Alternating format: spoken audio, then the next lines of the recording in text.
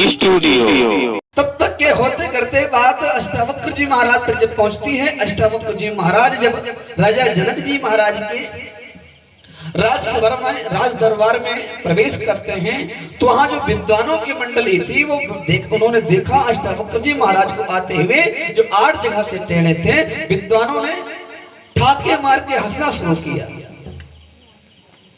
और जब ठाके मार करके हंसना शुरू किया तो अष्टावक्र जी ने जब देखा कि ये विद्वान लोग बैठे हैं हंस रहे हैं, तो उन्होंने भी हंसना शुरू किया। थोड़ी देर के बाद हंसना जब बंद हुआ तो विद्वानों ने कहा, महाराज आप क्यों हंस रहे थे? तो अष्टावक्र जी ने कहा, पहले आप लोग बताएं कि आप क्यों हंस रहे थे।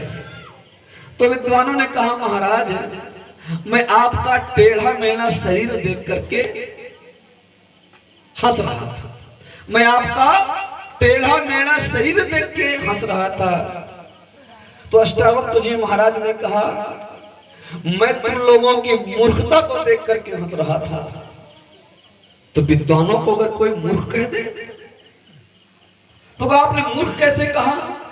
तो अष्टावक्र जी महाराज ने कहा, मैंने सुना है कि विदेह राज जनक के यहाँ ब्रह्म ज्ञानी जो जनक हैं उनके यहाँ परम विद्वान लोग रहते हैं, राज दरबार में सलाहकार परम विद्वान उनके लोग हैं, लेकिन ये विद्वानों की सभा नहीं हो सकती।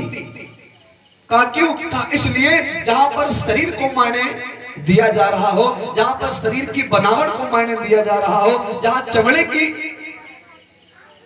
चमड़े का मायने दिया जा रहा हो, वहां पर विद्वान नहीं हो सकता कोई। आज लोग शरीर का हाव भाव देखते हैं, इनका शरीर कैसा है। अरे आत्मा तो देखो, परमात्मा को देखो। राजा जनक जी महाराज सिंहासन को छोड़ते हैं, आते हैं, चरणों में दंडवत करते हैं, कहते हैं भगवान क्षमा।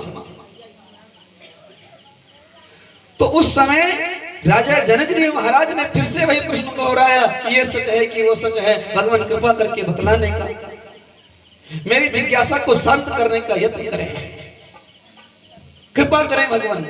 तो अष्टावक्र जी महाराज ने कहा, राजन न ये सच है न वो सच है, ना ये सच है ना वो सच है। तो अष्टावक्र जी महाराज ने कहा, फिर तो राजा जनक जी महाराज ने कहा, भगवान फिर सच क्या है? तो अष्टावक्र जी ने कहा कि सच केवल परमात्मा है। कहा वह उमा अनुभव अपना और सत हर भजन जगत सब